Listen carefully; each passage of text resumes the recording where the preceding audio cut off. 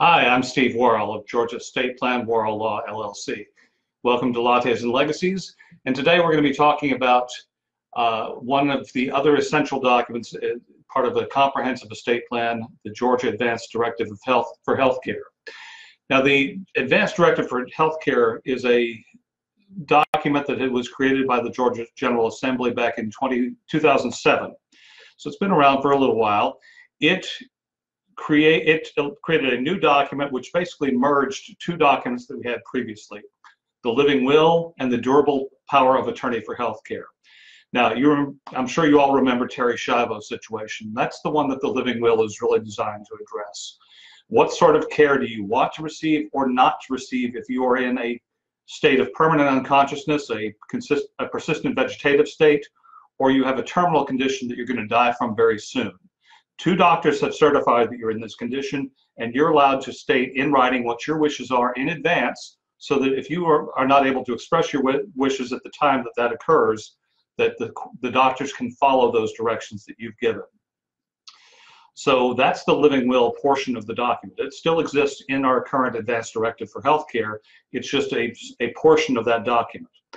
The other portion of the document is what we used to call the durable power of attorney for healthcare. This allowed you to name an agent, a healthcare agent, to make your choices, to communicate with your doctors and express your wishes if either you couldn't do it or you didn't feel like doing it or didn't want to do it for whatever reason. The example I often give is you're in a car wreck, they wheel you into the hospital on the gurney, and the doctor says, well, Mr. Smith, we have two choices. We can do this surgery or this surgery. Which one would you like? And of course, you're lying there completely unconscious. You can't tell them.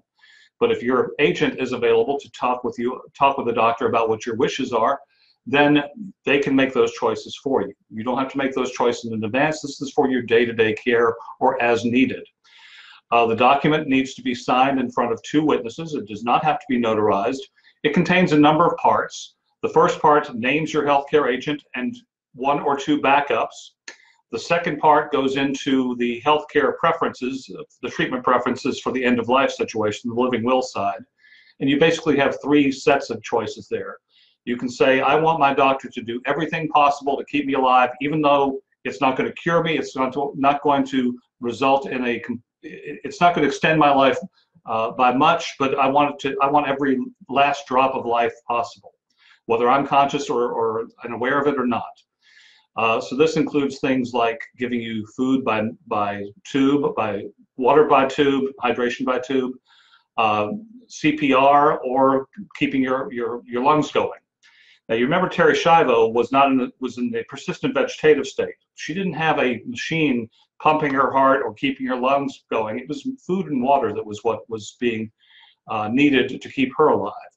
And her husband, based on the advice of doctors that she was in a persistent vegetative state, said, I want to withdraw that care, that food and water, nutrition and hydration from her and allow her to die a natural death.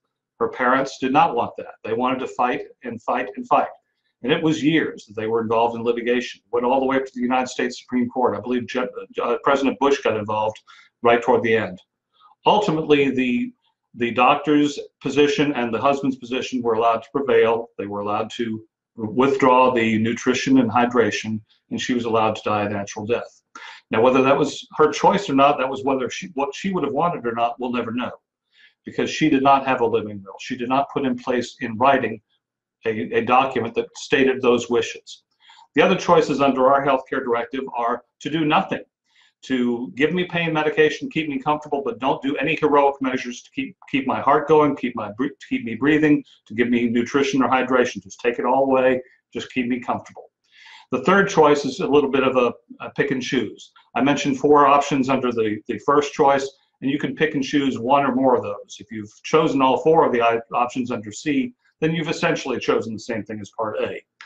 Now, the other parts of the document are also important. They will allow you to express any special conditions that you want the doctors or the other people providing for your care to know about what you would like. Now, very often these are religious in nature. We've had a number of clients that say, I want to make sure that I have last rites performed. And so they'll put that in the special statement. Some there's another number of other things we've seen clients do, but that's uniquely personal to them. There's also a place for you to indicate if you want your agent or someone else to serve as your guardian in case one is ever needed in the future.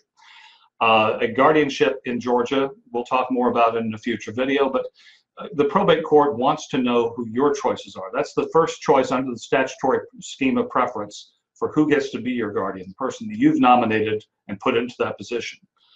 If the court agrees that that person is in your best interest, then they'll put that person in place as your guardian, whether or not they are your spouse or child or some other relative that's listed in the statutory priorities system. The other document, then at the end of the document is where we have the signature of the declarant, the person that's making this document, and the two witnesses. As I said, the document does not have to be notarized. You just want to keep the original in good shape. Give copies wherever possible to your hospitals or medical providers. There are even services where you can upload a copy of your healthcare directive, and they'll give you an ID card that carries a phone number and a PIN number, so that you can give that to the doctor or hospital and say, if you want my healthcare directive, go to this website or call this phone number and put in the hospital's fax number along with this PIN, and they'll send you the healthcare directive for me. That's a brief overview of the document. Like we did with the power of attorney, I'll go into a little more detail about each of the parts in a future video. But for right now, this is Steve Worrall with Georgia Estate Plan, Worrall Law.